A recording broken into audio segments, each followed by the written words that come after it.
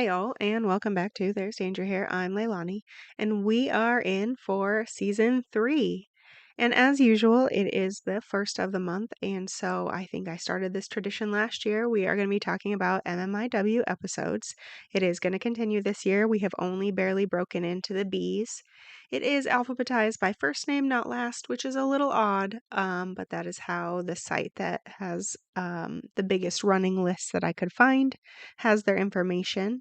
And so we are going to kick it off with the letter B. So first, Barbara Keem was from the Ojibwe community of Ontario's Admontung First Nation and spent time in Thunder Bay. On June 7, 1980, she got married to Bruce Keem and relocated with her 2 children to Norway House Cree Nation in northern Manitoba. Then, on June 7, 1981, after 1 year of marriage, the 21-year-old Barbara was brutally beaten to death. Allegedly, she died in the arms of her husband. Though I could find little information about this case, and it all kind of conflicts with itself if you start reading into it. There seems to be more hearsay than evidence or actual concrete information, and the family seems split on whether or not Bruce murdered Barbara. That night, the couple had gone out separately, but sort of together. So at some point, Barbara is beaten, and Bruce either finds her, finds out she's injured, or he was the aggressor. He then goes and brings her home or picks her up and carries her after she's injured. Because they lived on an island, they had to take a canoe home. Raven Thundersky, Barbara's sister, stated, quote, "We know in our hearts that he wasn't the one who did it.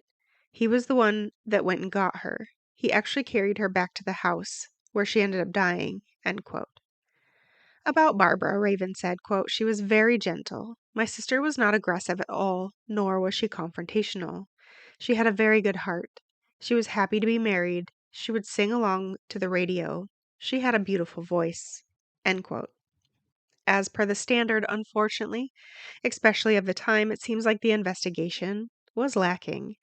The Norway House RCMP did charge Bruce with her murder and was held for a while. He was charged with second-degree murder and eventually allowed to be released on bail, however. According to Raven, he did not speak English, yet was interrogated without an interpreter, even allegedly signing a confession to Barbara's murder. In English, of course. Before trial, he was found hanging from a tree approximately 100 meters from the family home. 2 letters were found with him, one tucked in his belt and another by a tree, and there was a small red Bible on the ground nearby. He also left letters at home. One was for the chief and counsel, and another one was believed to be intended for his lawyer.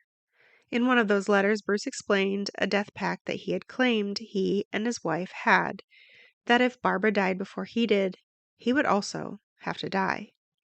Bruce had been expected to appear in court on July 16th of 1981. After that, the family of Barbara's stated they heard nothing from the RCMP until Raven contacted them around 2005, to which she was told that Barbara's case had been officially closed. It wasn't until 10 years later that another sister, Debbie Favell, received information or the details on Barbara's death. But even that didn't come easy.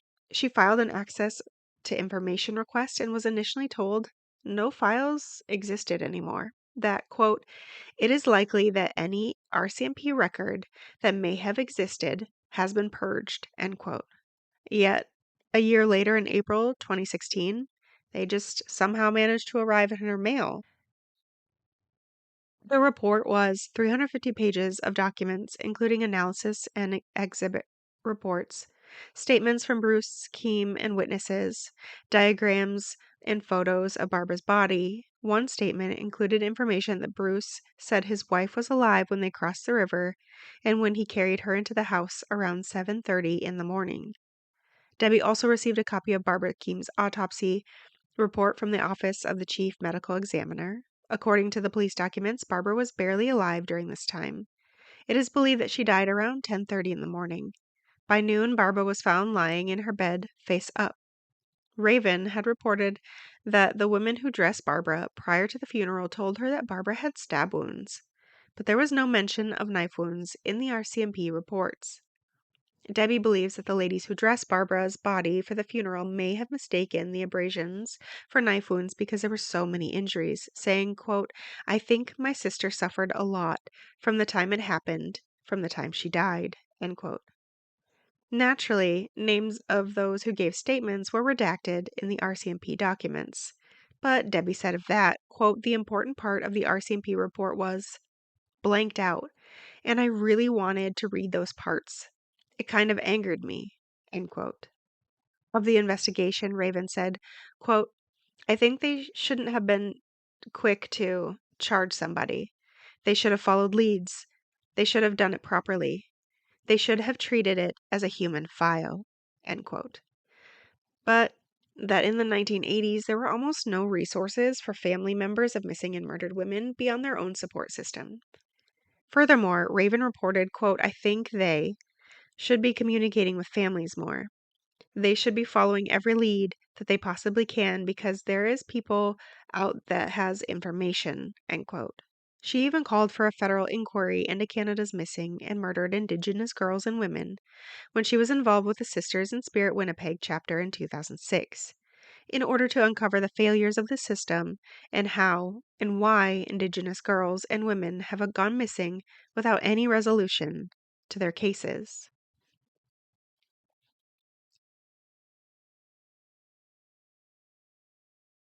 Barbara Shebwaikisik, again, I'm sorry if I don't say that correctly, names are really hard, was from the Abmetong First Nation in northern Ontario.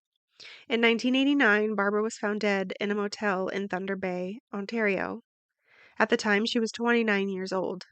A cousin of hers, Barbara Agnes, echoes her distrust in the RCMP, as is often noted in these situations, stating, quote, "I don't think there was much of an investigation," end quote.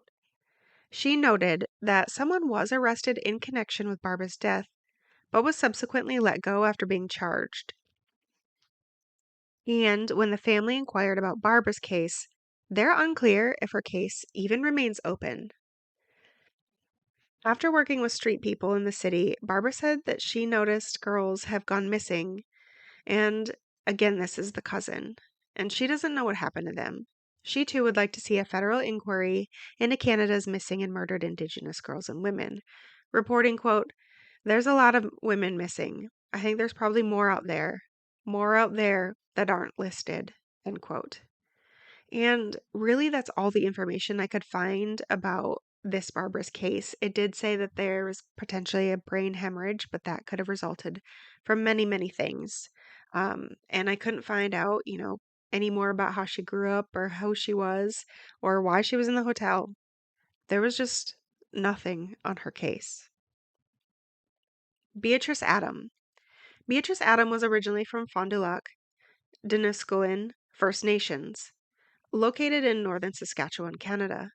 For a while, she lived in Yellowknife, Uranium City, and La Ronge, Saskatchewan, before moving to Prince Albert, Saskatchewan. Beatrice had been married and had 3 sons, but she unfortunately suffered from a drug addiction. Again, it's hard to find information on her actual life to be able to give context of who Beatrice was. I did get to read one source in which the father, Alan Adams, stated, quote, "She took French immersion. She took music. She was really smart, and she really climatized to the Denning ways," end quote. Beatrice had a good life in her younger years, according to him, and was a good singer, that she loved the outdoor camping with family and was just an all-around wonderful person. In around 2009, Beatrice reportedly increasingly struggled with drugs. Alan says she got addicted to Oxycontin. Alan reported her repeated attempts to break the addiction cycle failed, and he would like to see treatment centers in Saskatchewan specifically for prescription drug addiction. Alan further stated, quote, "We learn we have to wake up to what the real problems are in society and the free willingness of professionals who are supposed to be taking care of us setting us up for addictions," end quote.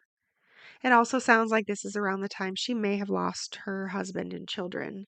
But it really was unclear if they actually divorced or if the couple simply were separated because of these issues. However, on October 8th, 2014, the then 36-year-old Beatrice and her boyfriend, Timothy Charlotter, were seen on a train bridge in Prince Albert. Unfortunately, 4 days later, Beatrice's body was found in the North Saskatchewan River. The chief coroner's office declared her death was caused by drowning. Beatrice had bruising scattered throughout her body and face, as well as broken ribs. However, there's no way to know if this was from the fall, from the bridge, being tossed over, or being tossed around the water, or if she was beaten prior to going into the water. The pathologist assigned to Beatrice's death reported that she likely died as a result of exposure and drowning. The Prince Albert Police Service confirmed that 3 people were on the bridge: Beatrice, her boyfriend, and a third person who left the scene. But there is little more information known. Of the investigation, Beatrice's father, Alan Adams, stated, quote, "They could have asked more questions. They said that people were yelling on the bridge, but it was dark," end quote. When her death was declared a drowning, police did not continue to investigate, said Allen, and as a result, there are still no answers to what exactly happened that night. Also, since that night, Timothy has also been missing. Efforts to search for him in the same area where her body was found have not been successful. Prior to October, Allen stated, quote, "We've tried very hard to get her off the street. I felt helpless, didn't know what to do," end quote. Like most other families, Allen wants a federal inquiry to include all cases of missing and murdered Indigenous women. Quote, "It's the whole social problem as to where we stand that has to be addressed, totally right across Canada." End quote. Belinda Ann Cameron, aka Belinda Ann Engine, was an Eskimo Indigenous woman. On May 11, 2005, the then 42-year-old was last seen at Shoppers Drug Mart in Eskimo, British Columbia.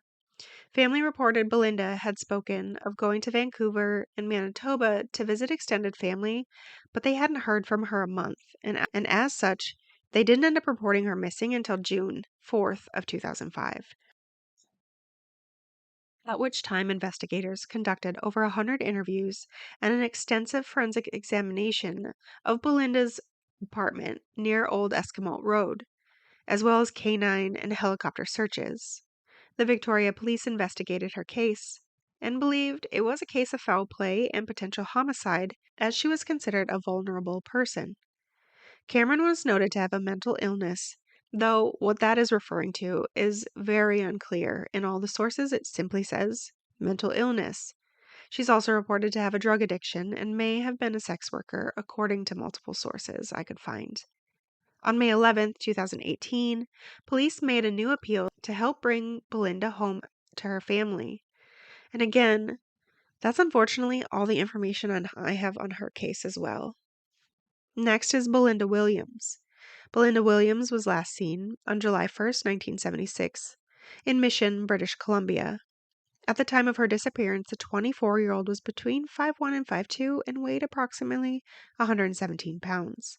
She had black hair and brown eyes, and a tattoo of the letter B on the webbing of her right hand. Other distinguishing features included a scar below one of her eyes and on her right arm, as well as a crooked right little finger. From 1976 until February 2004, the local tribal police in Mount Currie, British Columbia, managed the case. It was then, in 2004, that they handed the case over to the RCMP, and she was officially reported as a missing person. Yeah, you heard that right. So between 1976 and 2004, she was not in the system as a missing persons. According to the family, Belinda wasn't reported until then because law enforcement would not take a missing persons report. And unfortunately, that is the very little information I have on this case. And that's the last one I think we're going to get into today. Remember, to all those out there listening, be careful. It's a dangerous world we live in.